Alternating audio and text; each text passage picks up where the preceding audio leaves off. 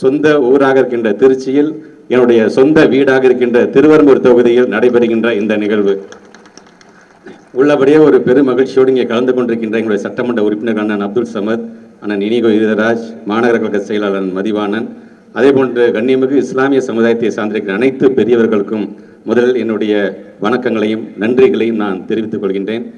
நம்மை பொறுத்த வரைக்கும் பேரறிஞர் அண்ணா சொன்னதுதான், ஏன் 1920 இது போன்ற நோன்பு திறக்கின்றதிலே திராவிட இயக்கங்கள் தன்னை முழுமையாக ஈடுபடுத்தி கொண்டது. அதே நேரத்தில் ஒன்றே குலம் ஒருவனே தேவன் என்று சொன்னவர் பேரறிஞர் அண்ணா.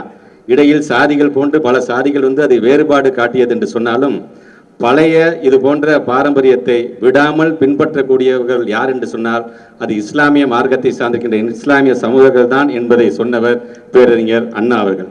இறைவனிடம் கையேந்துங்கள், அவர் இல்லை என்று சொல்வதில்லை, பொறுமையுடன் கேட்டு பாருங்கள், அவர் பொக்கிஷத்தை மூடுவதில்லை. இந்த குரல் தான் அழைக்கின்றார் அழைக்கின்றார் அழைக்கின்றார் அண்ணா, இந்த குரல் தான் எங்களுக்கும் பாடுச்சு.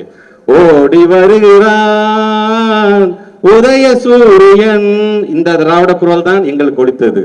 கள்ளக்குடி கொண்ட கருணாநிதி வாழ்கவே, மக்கள் உள்ளம் குடிகொண்ட உண்மை தலைவர் வாழ்கவே என்கின்ற திராவிட குரலும் எங்களுக்காக ஒலித்த குரல் தான் என்பதற்காக இதை நான் சொல்கின்றேன்.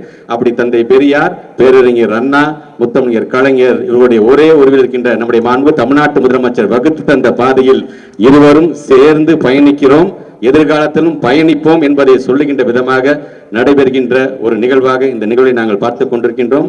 அவர் எப்பொழுதுமே சொல்லும்போது சொல்லுவார்கள், இஸ்லாமிய சமுதாயத்தை சார்ந்த இந்த மார்க்கம் என்பது இந்த மந்திரம் தந்திரத்துக்கெல்லாம் என்றைக்குமே ஆளாகாத ஒரு மார்க்கம் என்பதை உங்களை போற்றி பாராட்டியவர் எங்களுடைய முத்தமிழர் கலைஞர். இன்றைக்கு அந்த வழியில தான், ஏன் முத்தமிழர் கலைஞர் காலத்திலேயே உருது பேசுகின்ற இஸ்லாமிய சமுதாயத்தை சார்ந்த மக்களும் தமிழ் பேசுகின்ற இஸ்லாமிய சமுதாய மக்களுக்கு கிடைக்கக்கூடிய அந்த பிற்படுத்தப்பட்டோர் பட்டியலில் சேர்த்ததிலிருந்து சொல்றேன்.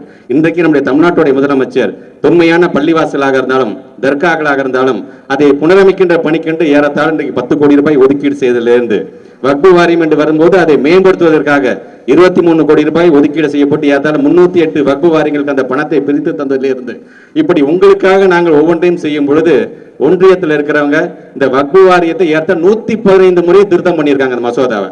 நான் கேட்கறது ஒன்னே ஒன்று, உங்களுக்கு என்ன சார் அவ்வளோ அக்கறை?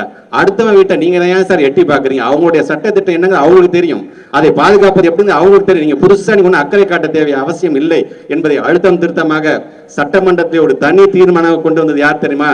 நம்முடைய மாண்புமிகு தமிழ்நாட்டுடைய முதலமைச்சர் முத்துவேல் கருணாநிதி ஸ்டாலின் அவர்கள் தான். உங்களுக்கு என்றைக்குமே அரணாக இருக்கக்கூடியவர்கள் நாங்கள் அனைவருமே.